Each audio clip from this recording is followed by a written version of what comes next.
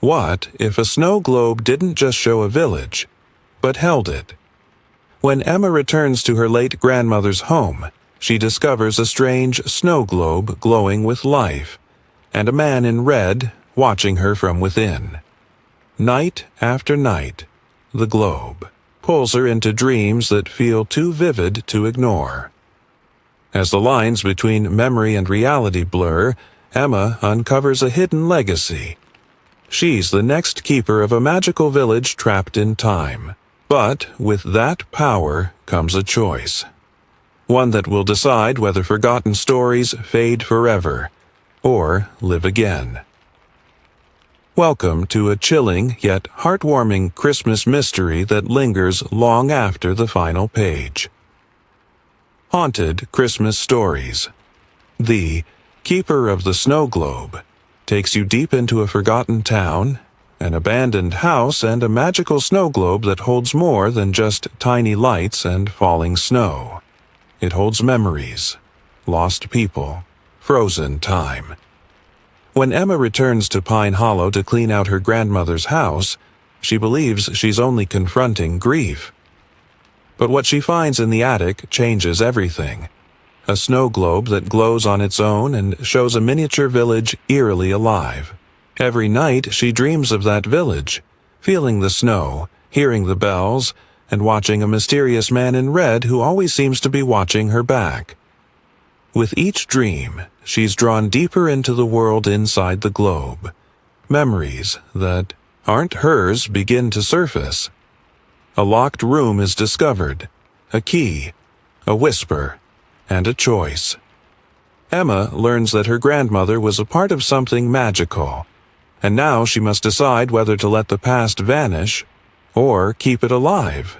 This story blends cozy nostalgia with suspenseful twists, offering a tale rich in emotion, imagination, and quiet wonder. It's for anyone who believes Christmas carries forgotten magic, and that memory is sometimes the strongest kind of truth.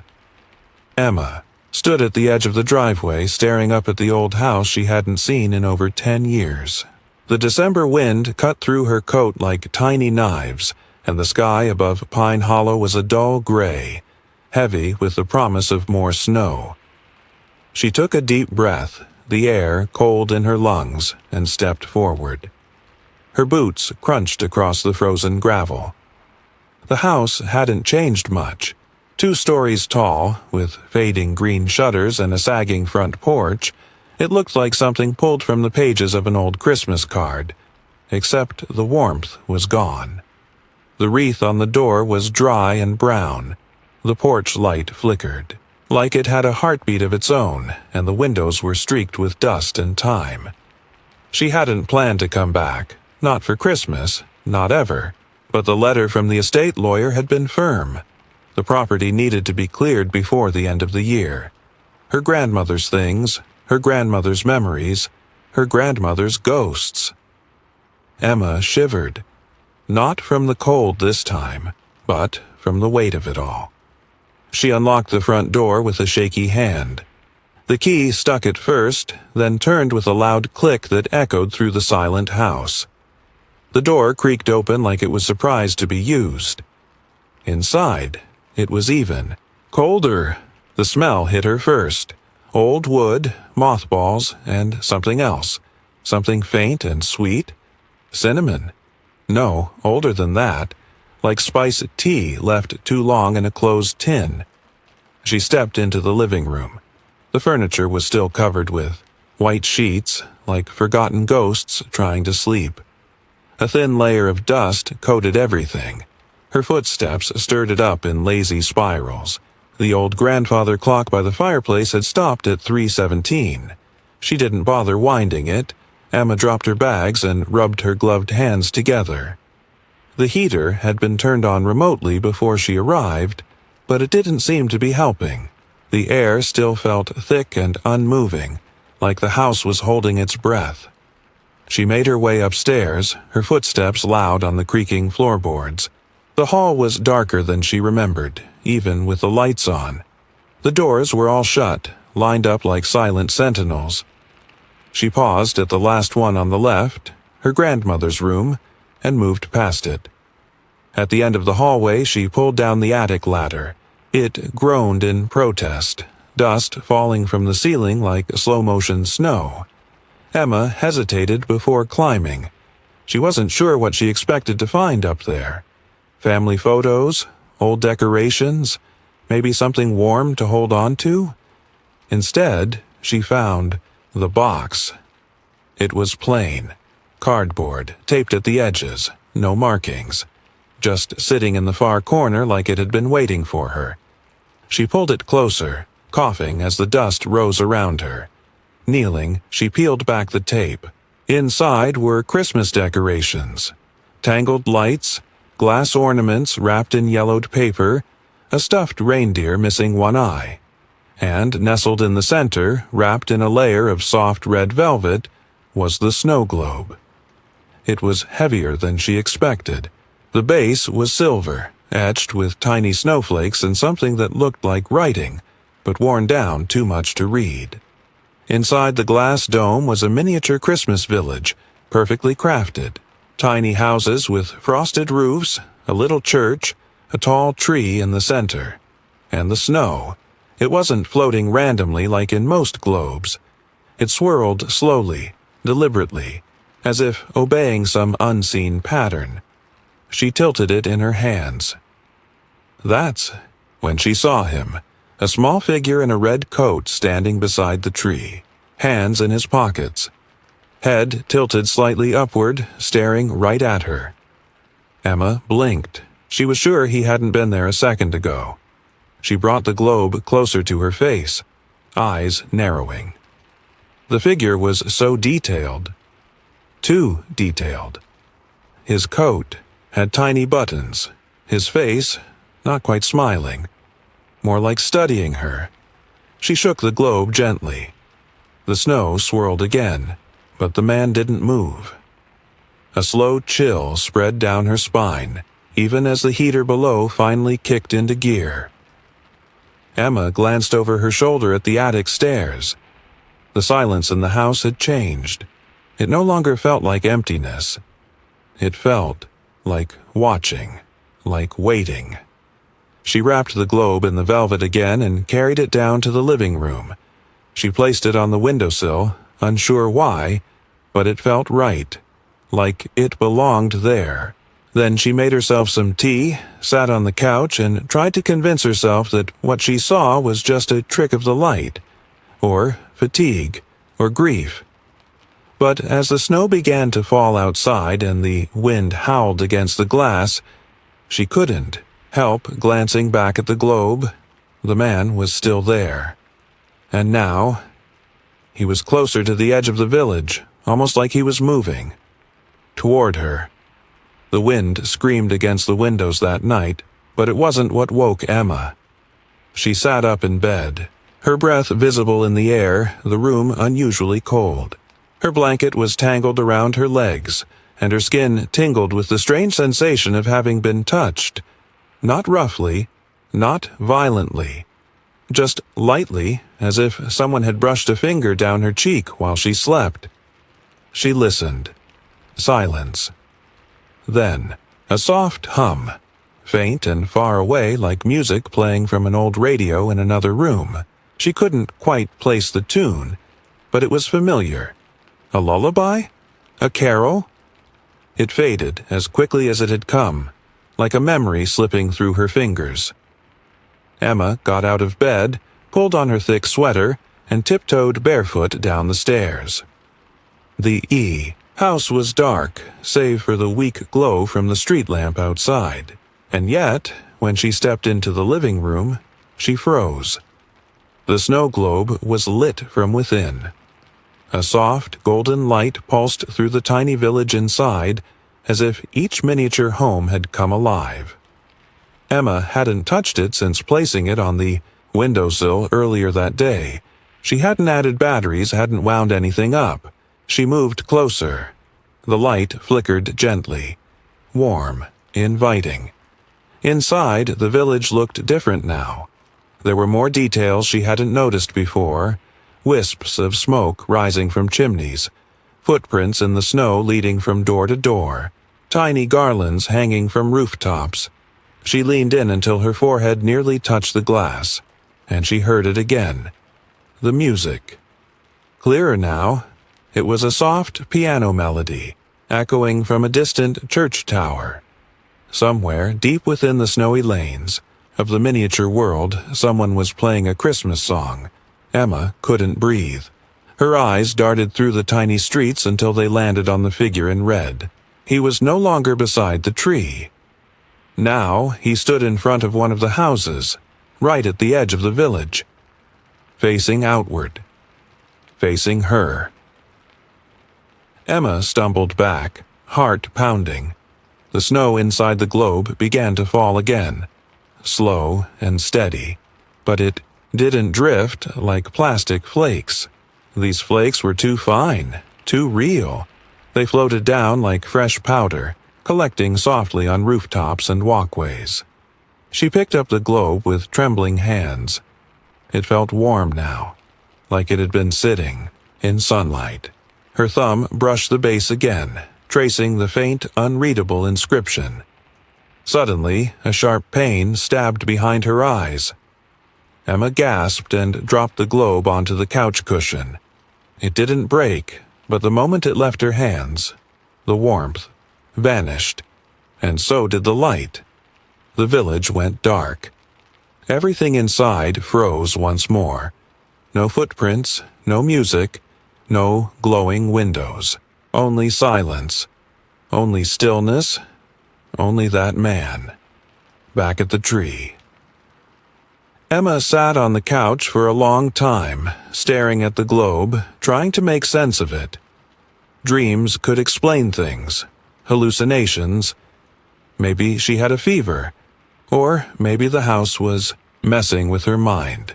Being alone in this place after so many years. Maybe she was just tired. But when she finally crawled back into bed, the images didn't fade.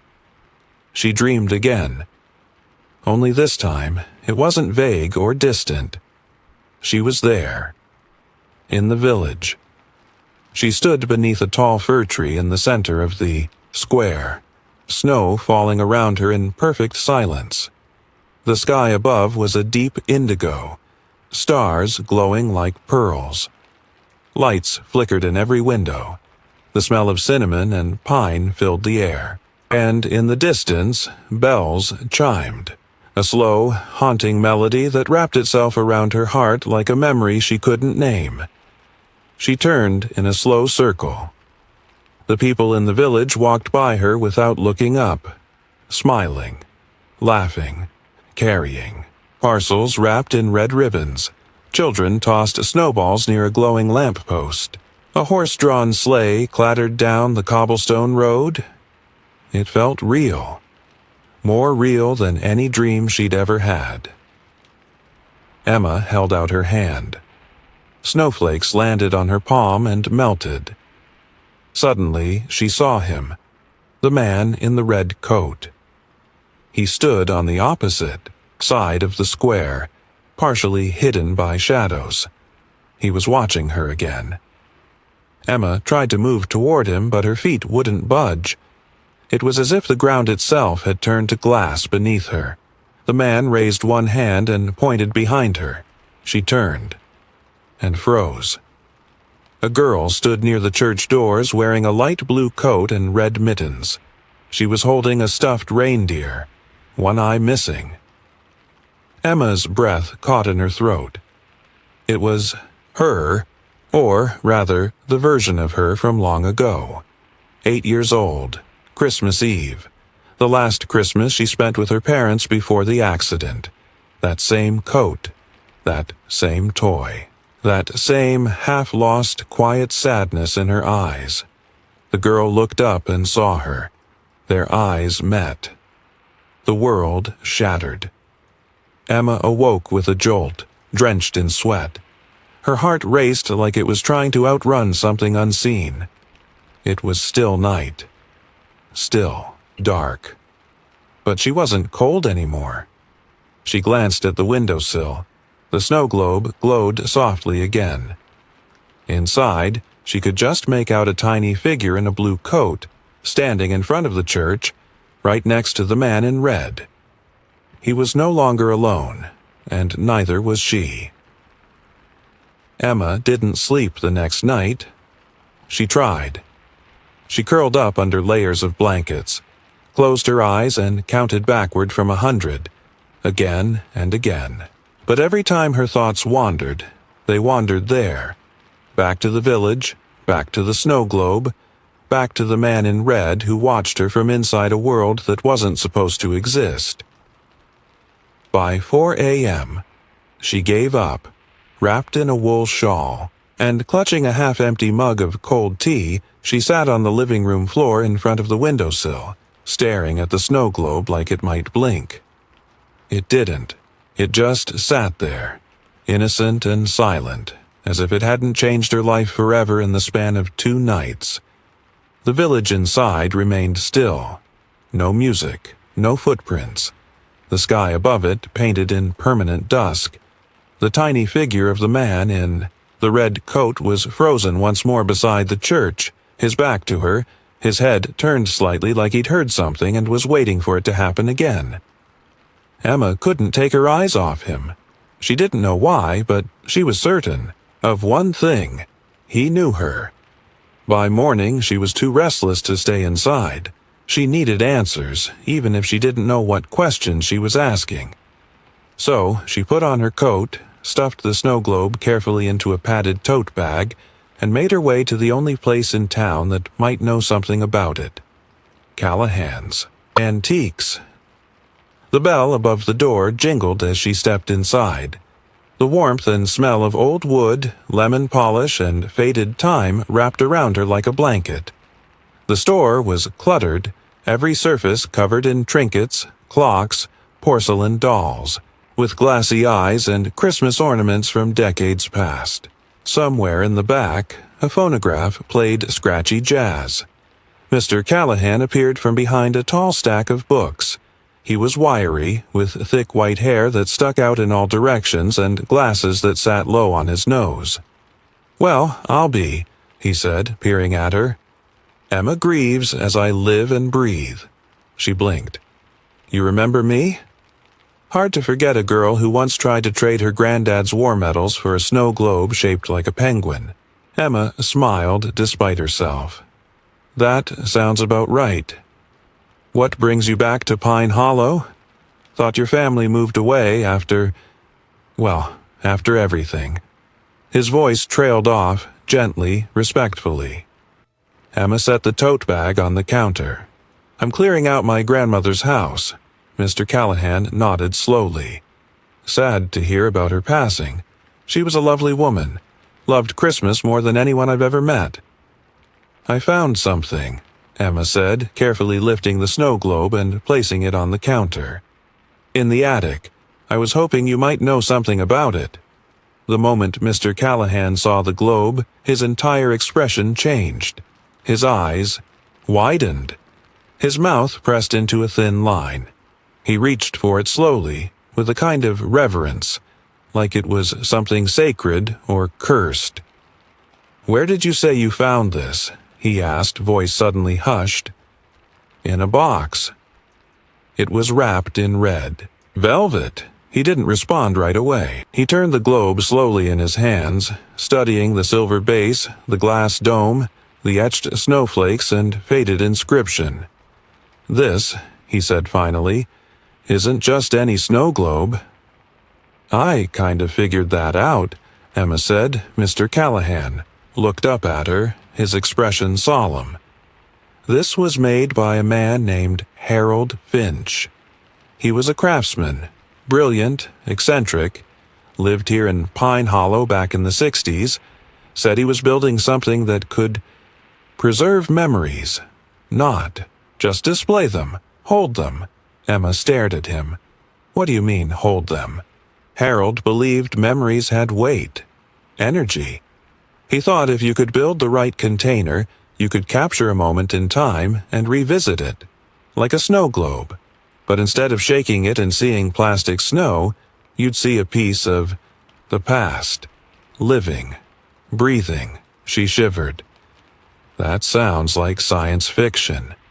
It does, and maybe it was. Most people thought he was crazy.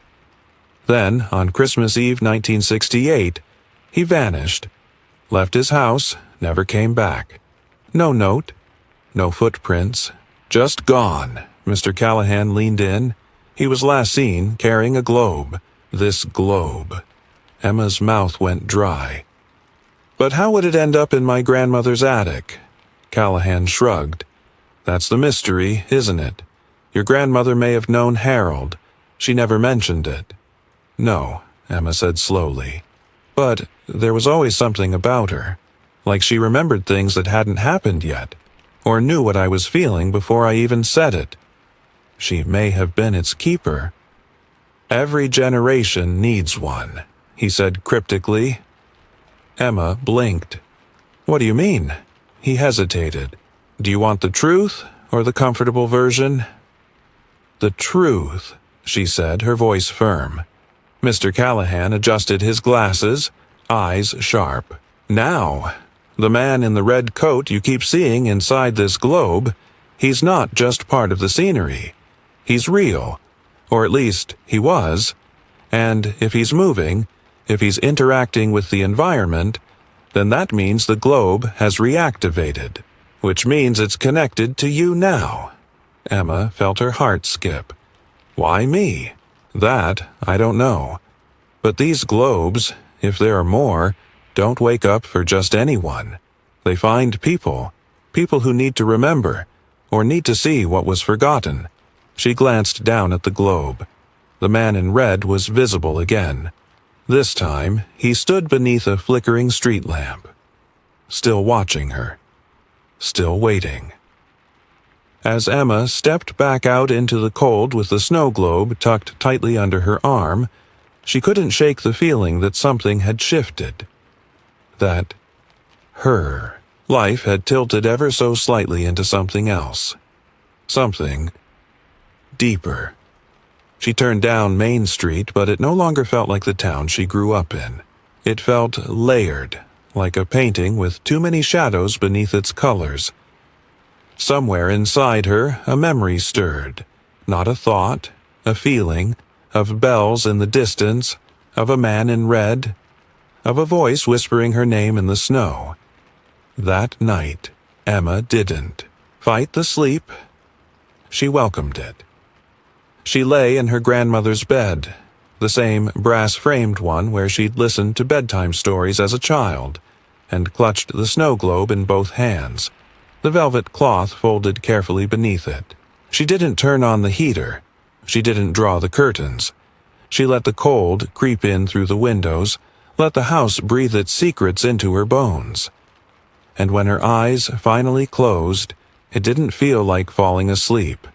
It felt like stepping through. She was standing, once again in the middle of the snow-covered village, her boots crunching softly beneath her. The air was cold, but not biting. There was a sweetness in it, like the first taste of snowflakes on your tongue. Lights glowed from every window. Bells rang in the distance. The tall tree at the village center sparkled with ribbons and glass ornaments that shimmered like stars. But something was different this time. The village was no longer silent. People moved around her, smiling, speaking in low, joyful tones. Children ran past, bundled in scarves and laughing. A boy tugged on his mother's coat, pointing toward a bakery where warm light spilled onto the cobblestone street.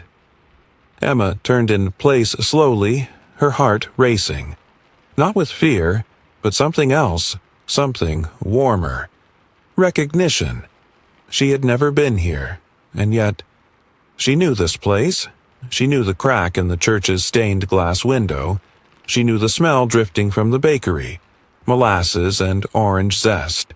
She even knew the exact number of steps leading to the village square. 13. Uneven. The third one dipped slightly to the right. She moved without thinking, her feet following a path she shouldn't know. At the edge of the square, Beside a crooked lamppost wrapped in gold tinsel, she stopped.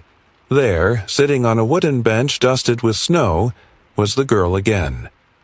The younger version of herself. 8 years old. Blue coat, red mittens.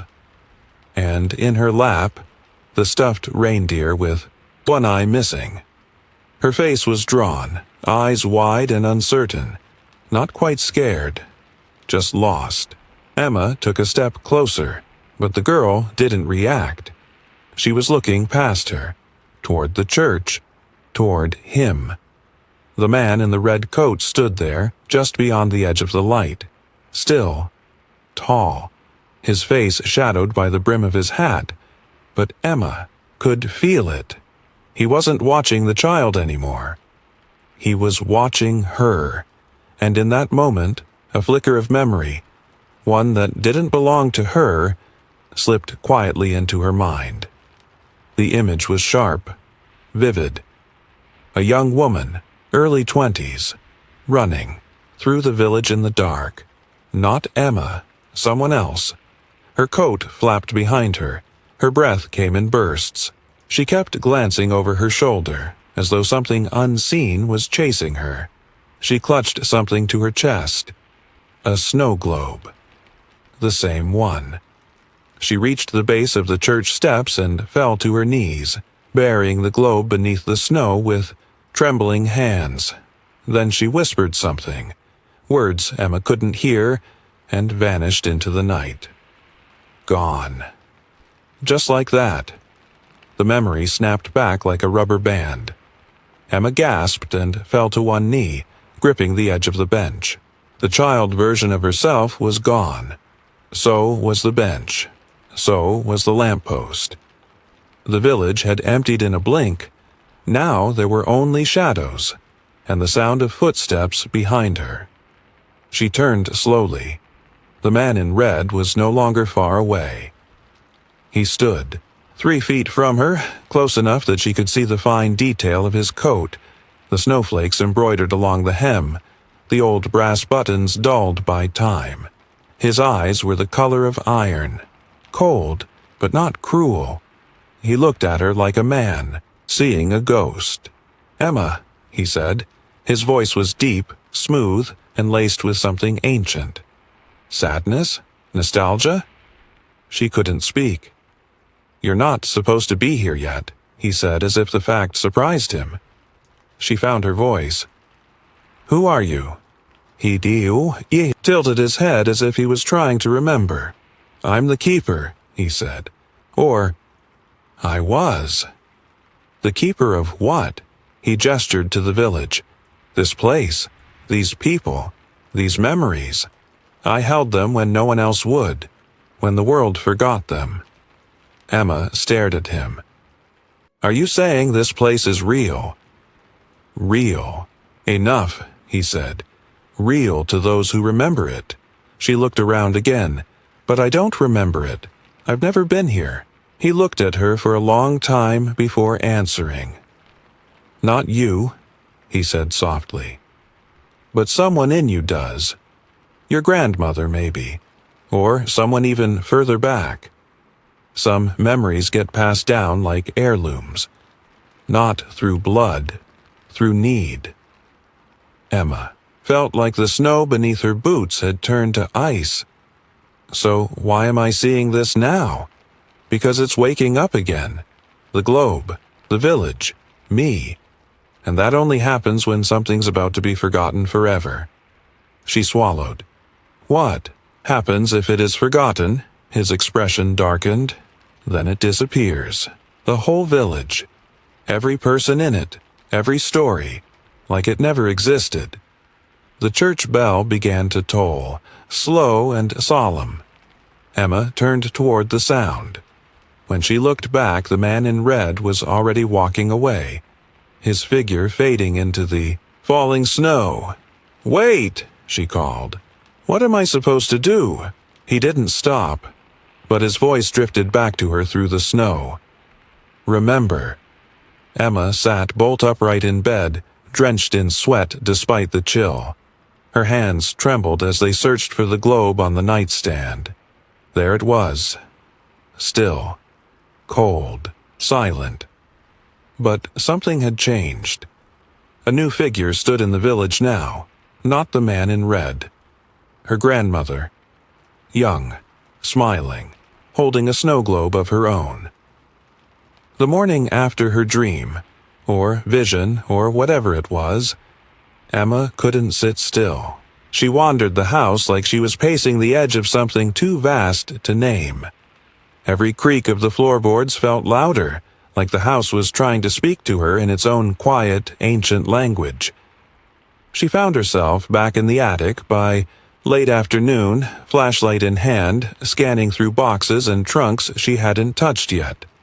Old Christmas decorations, yellowed photo albums, porcelain angels wrapped in tissue paper. All familiar, all expected. Until she found the book. It was tucked beneath a quilt in an old cedar chest. The leather was cracked, the corners worn soft. No title, no author. Just a dark red ribbon that marked the middle. Emma sat cross-legged on the floor and opened it. The handwriting was neat but faded, her grandmother's. A journal. The first few pages were filled with recipes and holiday notes. Little things, like buy more cinnamon sticks next year, or Lucy loves the blue lights best. But as she flipped deeper, the entries began to change. December 17th, 1968.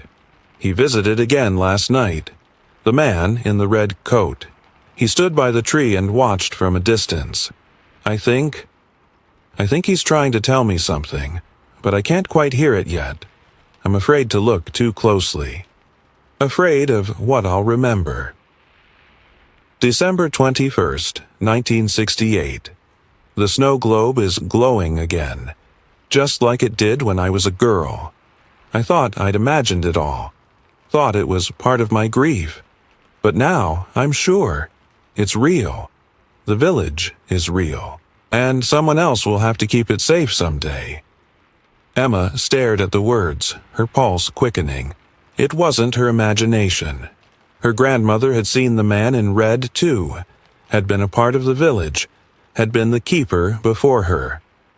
The next entry was just a single sentence. When the time comes, the key is behind the third panel in the hallway. Emma slammed the book shut and scrambled down from the attic like a woman possessed. The hallway, the long, narrow one that connected the upstairs bedrooms. She'd walked it dozens of times in the past few days, never noticing anything unusual. Until now. She stood in front of the third wooden panel and ran her fingers across its surface. Nothing. Just old paint and dry wood. Then she pressed. Click. A tiny square of wood popped inward and slid aside, revealing a small compartment. Inside, resting on a piece of deep blue velvet, was a key. Delicate. Silver. With a snowflake carved into its head. Emma stared at it for a long moment before picking it up. It was cold, colder than metal should be, and heavier than it looked. She looked down the hallway. There was one door she hadn't been able to open since arriving. The door was narrow and unassuming, tucked at the far end of the hall behind a crooked bookcase. She'd assumed it was a storage closet, maybe nailed shut years ago. But as she slid the bookcase aside, dust billowed into the air and her heart began to pound. The key fit perfectly. The lock clicked, the door swung open with a slow groan. Darkness beyond. Emma stepped inside.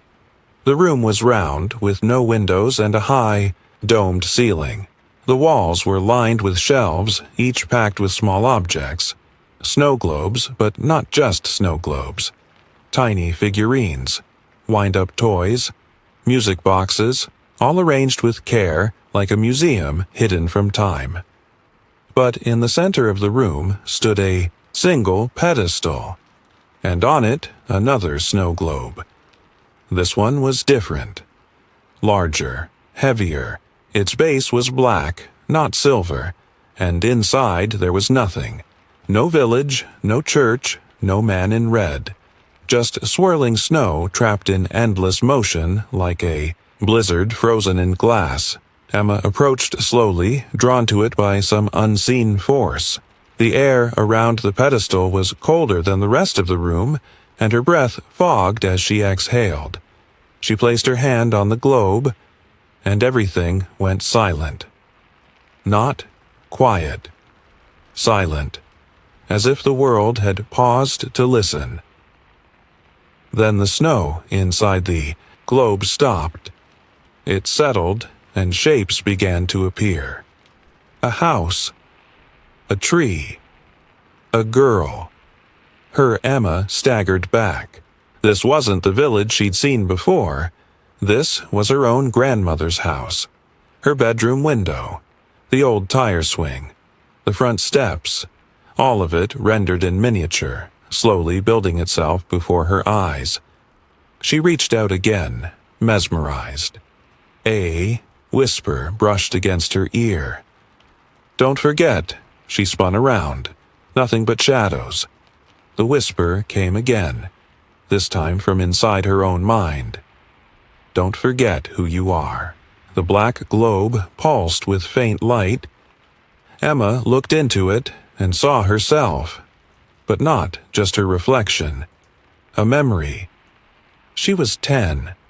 Christmas Eve, her parents still alive. Her mother reading a story by the fire. Her father setting up a toy train. The memory played like film in motion. Emma's hands trembled. This globe didn't hold just a village. It held her. She left the room slowly, carefully, locking the door behind her. Back in the hallway, she sat down hard on the floor and stared at the key in her hand. Her grandmother had kept this secret her entire life, had built a room to hold memories, a museum of the forgotten. And now it was Emma's turn. The keeper, not just of a magical village, but of stories, of people, of time itself. That night, she placed both snow globes side by side on the windowsill. The silver one glowed with soft golden light. The black one flickered like a dying star. And outside, the snow began to fall. Slow, silent, and strange, like it wasn't falling from the sky at all, but rising from the earth. The wind howled outside, but inside the old house there was only silence, and the sound of 2 heartbeats, one in Emma's chest and one, somehow, pulsing faintly from the snow globe on the left. She sat on the floor in front of the windowsill, knees pulled to her chest, the silver and black globes glowing side by side. The silver one, the village, shimmered softly, like candlelight through fog. The black globe pulsed in a slower rhythm, dull and heavy, as if breathing in its sleep. Emma didn't know how long she sat there. Hours, maybe. Time had begun to feel slippery, like she could almost feel it peeling apart around her. Every few minutes, something inside the village changed. A lamplight flicked on. A new figure appeared. A child laughed somewhere in the distance. It was alive again. The memory of it fed by her attention, by her belief. But the black globe held no warmth, no cheer. It held truths. Her own memories flickered within it. Some familiar, some half-forgotten, and some she couldn't remember at all, but felt deeply, like scars she didn't know she had. And through it all, she heard a voice. Not from the room. From inside. It was the man in red. "You've seen it now," he said, standing once more in the village square, his coat glowing crimson beneath the lamp. Emma stood across from him, the snow falling softly between them. "Seen what?" "Your place, your past, your thread in this tapestry." The village around them dimmed. The lanterns flickered. Time, once again, shifted. The people began to fade. Not all at once, like ghosts caught in a breeze. The mother sweeping her porch. The boy selling holly branches. The choir gathering on the church steps. One by one, they vanished. Emma's chest ached. Why is this happening? Because remembering is not the same as keeping. He looked at her then, truly looked, and there was no menace in his eyes, only weariness. This village has lived for decades inside memory. Your grandmother held it together, piece by piece, but now she's gone, and it's beginning to unravel. Unless someone chooses to stay. Emma took a breath. It trembled on the way in. You mean, go into it? Live there? Yes. Become the keeper. He gestured to the snow globe, which now sat on a stone pedestal at the edge of the square. It pulsed with light. She could hear it calling, not in words but in sensation. Warmth, safety, nostalgia, belonging. But she thought of her life beyond this. What little there was of it. The quiet apartment, the unfinished writing projects, the memories of loss, the slow ache of moving forward. Was she escaping or answering? Emma stared at the man in red. And what happens to me if I stay? You become memory, he said. You live in the threads, in the stories. You hold the pieces of this place, so others may find it again when they need it most. And if I don't, then the village fades. The people in it, the ones born of joy and sorrow and wonder, they disappear, like dreams never spoken aloud. Emma looked back toward the church. A light flickered inside. She saw the little girl again, herself, age 8, standing beside the pews, watching as her parents lit a candle. Smiling. Whole. Then the scene dissolved into snow.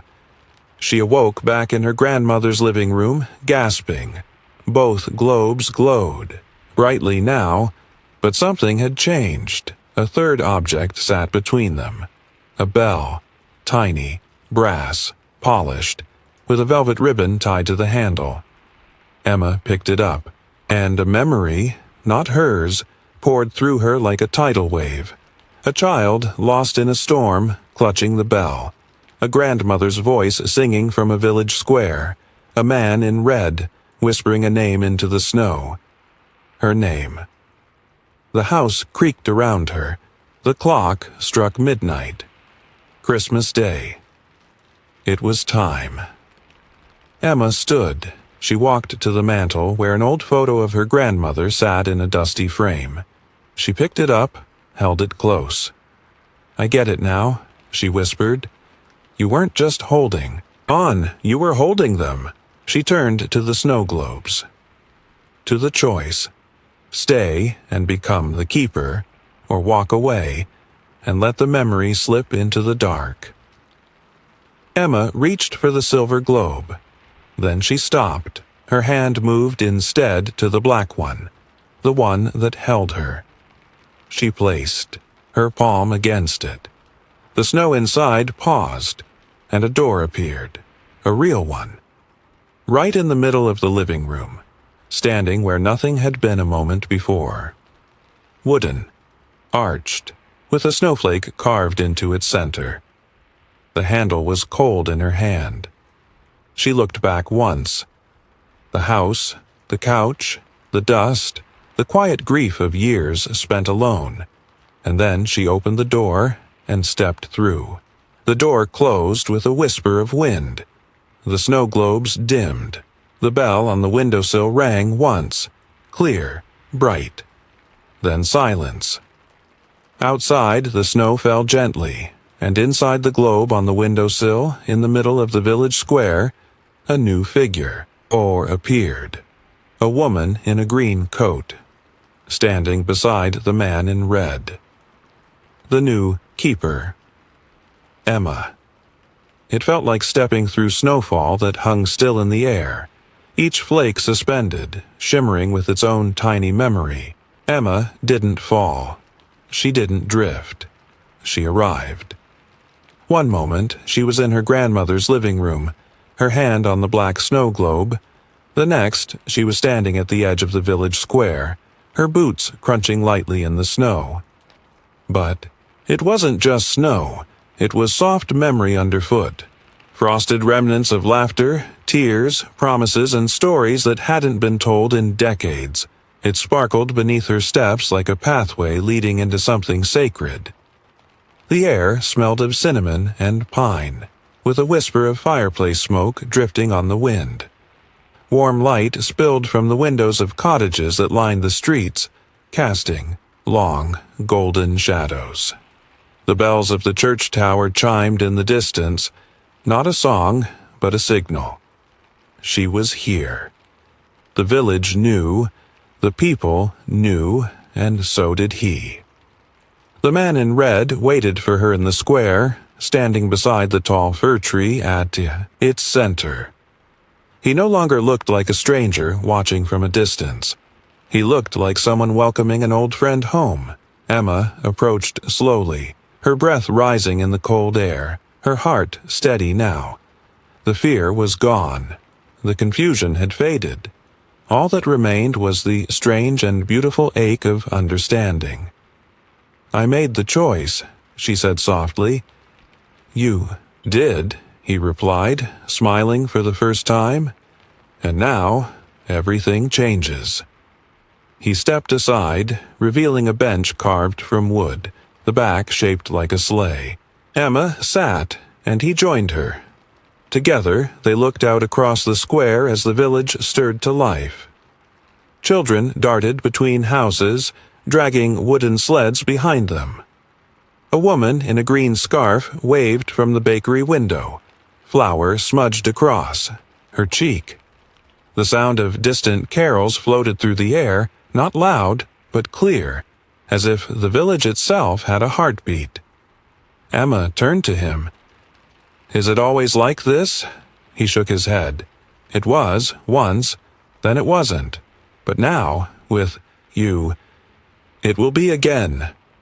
She looked down at her hands. They were hers, but different. Softer. Younger. Or maybe just lighter. As if some invisible burden had been lifted when she crossed through the door. "And them?" she asked, motioning to the village. "Are they real?" He followed her gaze. "They're memory," he said. "But memory is real. Every joy, every sorrow. Every quiet December night that someone thought no one remembered. We carry them. We become them."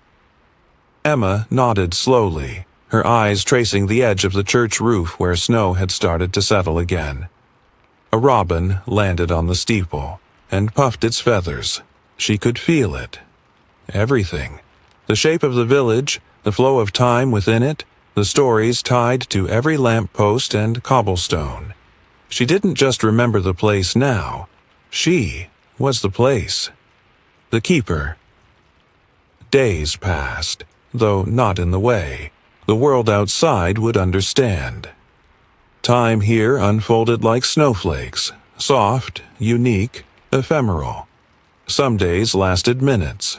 Others stretched like golden afternoons that never quite faded into dusk. Emma walked the same paths her grandmother had once walked. She tended the little library next to the square. She helped the children hang lanterns along the rooftops. She listened to an old man at the edge of the town tell stories of winters long gone, even though she suspected he might be one of the stories himself. And each night, she sat beneath the tall fir tree as it glowed with golden lights and red ribbons, and watched the stars wheel slowly overhead. Then, one evening, something new happened. The air shifted, the snow slowed, and far off, near the edge of the village, a shimmer of movement appeared, a flicker in the fabric of the place. A visitor. Emma stood slowly, the man in red already at her side. He nodded. "Once. It's begun." Through the gentle curtain of falling snow came a child, barely 10. A girl in a thick pink coat and wool hat, clutching a stuffed animal. She looked around with wide eyes, uncertain but not afraid. Emma's breath caught. In her throat, she recognized her, not her past self, but a child she'd once seen crying in the back row of her classroom, years ago when she worked as a substitute teacher. A girl who had said nothing, just stared out the window at the snow with a kind of hollow longing. She had said only one thing, that entire day. I wish I could go somewhere the snow never melts. Now she was here. Emma knelt down as the child approached. "You made it," she whispered. The girl nodded. Emma reached out, took her hand, and led her gently toward the light. From the windowsill in the empty Greaves house, the silver snow globe glowed once more. Inside, the village twinkled beneath the stars, and if someone looked closely, closer than most would ever dare, they would see a woman in a green coat and a little girl walking through the snow, hand in hand. They would see the man in red watching over them with quiet pride, and they might hear the faintest sound of bells, not ringing from the outside in, but from the inside out, a place remembered, a story kept, a dream made real. The house on the hill had been empty for months, maybe longer. Time didn't move the same in Pine Hollow anymore. The townsfolk passed it on their way to the market, to the post office, to the chapel on Sundays. They kept their heads down when they did, not because the house frightened them, but because it remembered things they preferred to forget. Snow piled in perfect stillness on the roof. The shutters creaked softly when the wind touched them, and on the front porch, beneath the crooked, "For Sale" sign swinging on rusted chains, sat a single wooden rocking chair. It never moved unless someone was watching. The inside of the house smelled of old cedar and dust and something sweeter. Faint, like spiced cider long cooled in a forgotten mug. The furniture remained under white sheets. The floorboards creaked with the ease of memory. The heater, though, set to low, still hummed gently at night, and in the living room, upon the windowsill, sat 2 snow globes. One silver, one black. Both still, both waiting. It was just after dusk when Mr. Callahan returned. He didn't know why. Maybe it was a dream. Or maybe it was the silence that had settled too heavily on the antique shop that morning. Or maybe it was the wind, which had whispered something old and half-remembered as he locked up for the evening. Whatever the reason, he found himself climbing the familiar hill, boots crunching on the icy path. His breath puffed white before him. The key to the house still hung on the old iron ring he hadn't used in years. The door opened without protest, as if expecting him. Inside, he stood for a long moment, soaking in the stillness. He felt it immediately. Something had changed. Mr. Callahan walked slowly through the house, stopping here and there to touch a banister, a picture frame, a doorknob, like a man greeting old friends at a wake. Then he reached the living room and saw it, not the globes. The third object, sitting on the windowsill between them, a small brass bell with a velvet ribbon. His breath caught. He stepped forward and reached for it, but stopped just before his fingers touched the metal. Instead, he looked at the globes. The silver one pulsed faintly with light. Inside, the village was alive with soft illumination. Lanterns, cottages, firelight behind frosted windows. And there, just near the central tree, stood a woman in a green coat, one hand outstretched, the other resting on the shoulder of a small child. They were smiling, waiting. Emma. He let out a breath he hadn't known he was holding. "I was right," he murmured. "You took the door." His eyes shifted to the black globe. Still, but no longer empty. It now held a different house. This house, from above, like a bird's-eye view frozen in glass. The hill, the porch, the rocking chair. And now, in miniature, a man stood at the window. Him, looking in, looking back. He reached into his coat and pulled something from his inner pocket. A yellowed envelope, soft at the corners. On the front, in looping handwriting, were the words, "For when she finds it." He had never dared open it before. His hands trembled slightly as he slid his finger under the flap. Inside was a single sheet of paper, a note. It read, "She will know what to do when it's her time. But someone must remember her story too. Someone must remain here to guide the next." At the bottom, a postscript. "Watch the window. If the bell rings, you'll know it's begun again." Mr. Callahan looked up just in time to see the smallest flicker of light in the silver globe, like a candle being lit inside one of the village houses. Then the bell rang, once. Soft, clear, unmistakable. He froze. In the silence that followed, a warmth spread through the room. Not from the heater, but from the globe. From the connection that pulsed now like a heartbeat. He turned back to the window. A shadow approached from the path below.